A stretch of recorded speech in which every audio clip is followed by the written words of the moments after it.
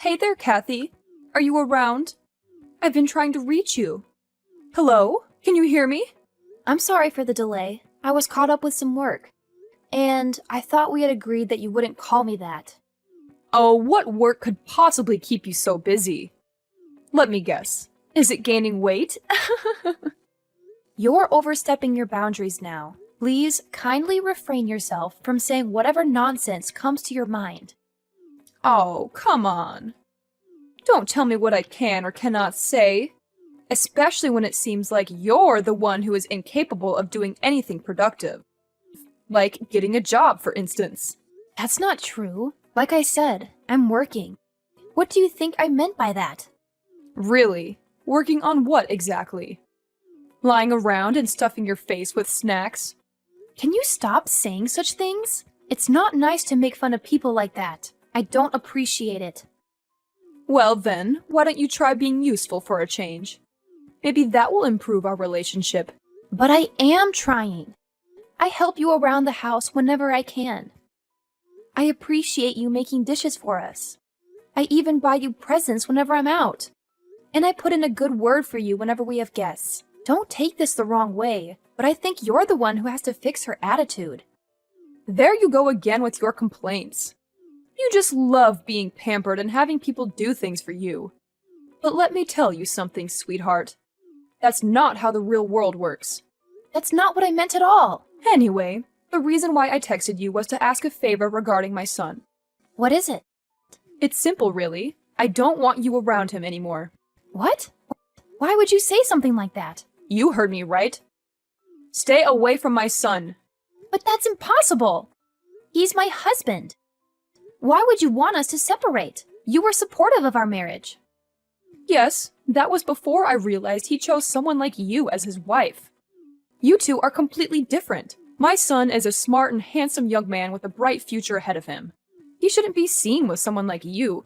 That was uncalled for. Do you even realize how hurtful your words are? And let's not forget about your attitude. Honestly, I don't understand what he sees in you. All you seem to be good at is spending his money. Excuse me? Yes, you heard me right. You're always out shopping and spending money left and right. Where do you even get the money from? You don't have a job, so it must be his money that you're spending. That's not true at all. The money is mine. Really now? Do you expect me to believe that lie? You don't even have a job. It's not a lie, Amanda. I do have my own source of income.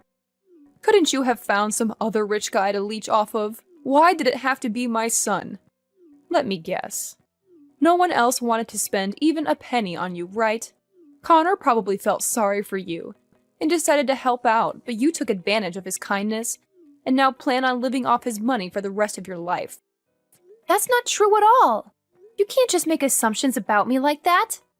I'm not with him for his money. I married him because of who he is as a person. Connor is an amazing guy and an even better husband. He means everything to me, and I love him dearly. Well, we'll see how long that lasts once his bank account dries up. After that, I'm sure you'll leave him in no time flat. Do us all a favor and just end things with him already.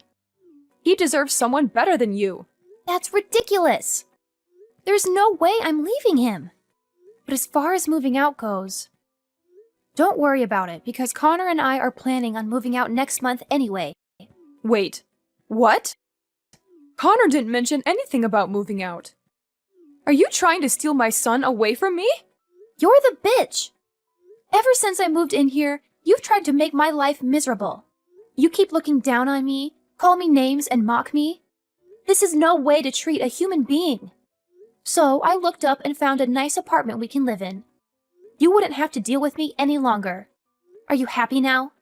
I don't believe this. You really are trying to take him away from me. Mark my words, Kathy. You will regret this. I'll make you pay. Hey, Kathy, where are you? I've been trying to reach you. Hi, Connor. I'm currently at the library. What about you? Where are you? I'm at home right now. Really? That's unusual. You're usually not home this early. I guess I should wrap up here and head home as well. The sooner I get home, the sooner I can start preparing dinner for us. Actually, there's no need for that. Mom already prepared dinner for me. Speaking of Mom, she seemed quite upset today. Did something happen between the two of you? Oh, it's nothing serious. Just the usual disagreements. It seems like your mom still hasn't fully accepted me. Mom mentioned that you were out the whole day today. Is that true? Well, I wasn't gone for that long. And besides, I only come to the library occasionally. Listen, Kathy, I've been doing some thinking and I don't think this is working out between us. We should consider getting a divorce. You understand what I'm saying, right? What? No, I don't understand at all. Why are you suddenly asking for a divorce? Because I don't love you anymore. What do you mean by that? Just last night you told me that I was the light of your life. That was before I found out what happened. Why? What happened? This is all so sudden.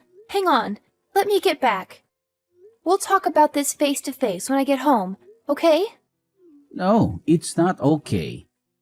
I've made up my mind and my decision is final. But why?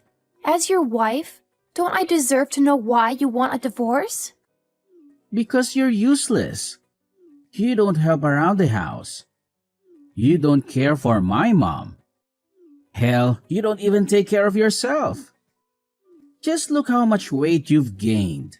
You weren't this big when I married you. I'm trying my best to help your mother around the house, and you know it. I do the dishes, clean the kitchen, vacuum the house, volunteer to go shopping when no one else wants to. And yet, I still have to listen to her complain about me all day. I'm finding it difficult to manage my time and energy with all the household work and my personal work and everything. Yeah, right. Next you're gonna complain that I'm a bad husband. What's wrong with you? Why do you suddenly want a divorce? What's happened? You, Kathy. You happened. I can't believe you treat my mother this way. Mom told me that you called her a bitch. Is that true? She called me a bitch first. That's no excuse to disrespect your elders like that. Fine. I admit I shouldn't have said that. I was wrong. I'm sorry. I'll apologize to her personally when I come home. But don't you think it's a little extreme? Are you divorcing me over this? It really affected her. She's been so sad the whole day. What's worse is that when I ask you what happened, you said it's nothing. Are you that heartless? You're making a big deal out of nothing. The last time I talked to your mom, she seemed fine. She was her usual criticizing self. She definitely said way more hurtful things to me. It's not just that. I've been noticing the way you behave around her. You're always complaining that she dislikes you, that she calls you names, etc. I understand that my mother can be a handful at times, but all you do is to complain about it. Besides that, you're almost never home. Even now, you left to be in a library while my mother is here, all sad and alone. I can't have a selfish wife. You're supposed to take care of her when I'm not around. Selfish? Your mother has been breathing down my neck ever since we got married. She keeps insulting me and keeps arguing with me on everything. But you never take my side. You kept telling me that I shouldn't react to what she says. So I come to the library to ease my mind. You didn't mind when I asked you to head to the library every now and then. So why is it a problem now? Because I feel you're always there. You're never home. How would you know? You're always at work. Mom told me. I see. And was it your mom who suggested you get divorced? Yes, we've been talking about it for a few days now. I don't appreciate how you talk back to her. Not to mention the tone you use with her. I've lectured you about this before, haven't I? But you just don't listen. If you can't change your attitude, then I don't think we can be together anymore. It's that simple. Are you even listening to me? I'm your wife! Why don't you ever hear my side of the story for a change? You always pick your mom over me. What did you expect? She's my mom. I can't say no to her. So, what she says becomes absolute? Is that it? Have you ever even seen how your mom treats me? That's enough. I won't let someone talk to my mother like that. What about me? I've been working my butt off to provide for the family. On top of that, I'm helping your mother with the housework. I tried to spend as much time with her as I possibly can. I've even tried to ignore her comments. But sometimes they really get to me, you know? At first, I was able to tolerate it because I knew I had your support. But these days, it's like you're a completely different person. Why are you acting so differently? That's not who I married. My Connor is kind and loving. He's thoughtful and fulfills all his duties as a husband and looks out for his wife. I don't understand why you're being so cruel. Cruel, huh? Just because I have been giving you your usual allowance, I'm cruel? If that's how you feel about me, then fine. Let's just get a divorce and end things here. As if I need your allowance. I make enough money on my own. What I need from you is a partner that has my back. Make enough money? Doing what? Writing articles? Yeah, right. Just because you got lucky with your freelancing career doesn't mean it'll last long. I reckon it'll only take you a month or so to start losing clients. It's all downhill from there. After that, you'll come crawling back to me for your allowance. Okay, rude. And who are you to tell me I'll fail? A good husband should support his wife. And what is it with you and your mother looking down on me all the time? I'll have you know that my clients are very loyal to me. More than you've ever been. But as far as the divorce goes, then fine. Let's get divorced. Wait, really? I can't live in a household where all its members look down on me. If you can't treat me right, then you are in no position to call yourself a worthy husband. Uh-huh. Anyways, do you think you can move up till the end of the month? I want to start my new month fresh. Don't worry, I'll leave. Kathy, it's an emergency. Please. I need you to lend me some money. It's urgent. I'm not helping you pay for your wedding. How did you know? I didn't say what it was for. Your mother contacted me earlier.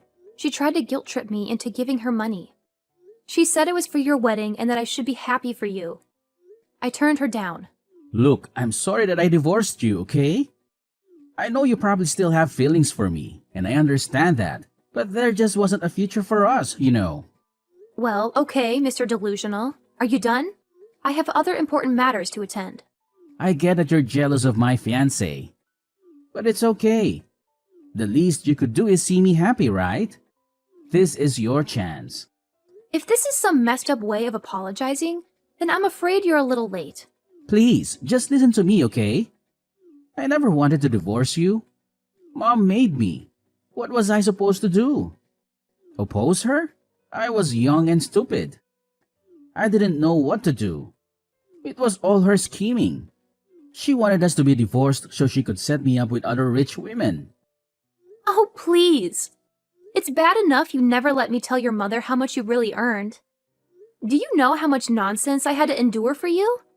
Things like how I'm an incompetent wife and a gold digger. When the truth is that the house is only functioning under my income. I know. I didn't realize how much you were contributing. Now it is hard to manage expenses without your help. I'm sorry. I didn't know what I was thinking. But I really need your help right now. My mom didn't know my salary. She told my fiancé that I make 6 figures a year. Now everyone's expecting me to throw this lavish wedding, but don't have the money for it. I'm already in debt. Then just tell them the truth. If she chooses to still marry you, you'll be a lucky man. Having wives who earn more than you to sustain the house. But please don't blow it with her, too. The wedding is in 2 weeks. If I tell her I'm not what I introduced myself as, she won't marry me. Don't you think she'll find out sooner or later? If not now, then maybe after you guys get married. She might even file for divorce. Or sue you, for that matter. Yes, but by the time we'll already be married. Which means at the time of the divorce, I still get to keep half of the assets. You're a real scumbag. They say women are gold diggers. Clearly, they haven't met you. Please, I'll do anything. Just help me with this wedding. I'm begging you. You got yourself into this mess, so you fix it. Quit bothering me. I'm going to block your number now. Wait, please. Hello? Are you still there? Hello?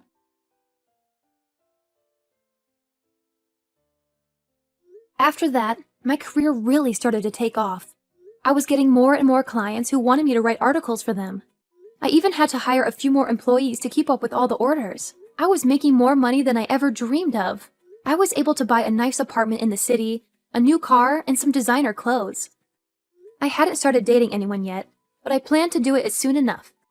This time I would be looking for someone far more trustworthy and loyal than Connor could ever be. Someone who would love me for who I am and not for how much money I make or how much I weigh. As for Connor, he had to sell his house to pay for the wedding, but that still wasn't enough. He had borrowed a lot of money from his friends and relatives, but he couldn't pay them back. When his fiancée found out he wasn't as wealthy as he said he was, she dumped him immediately. Not only that, but she also sued him for fraud.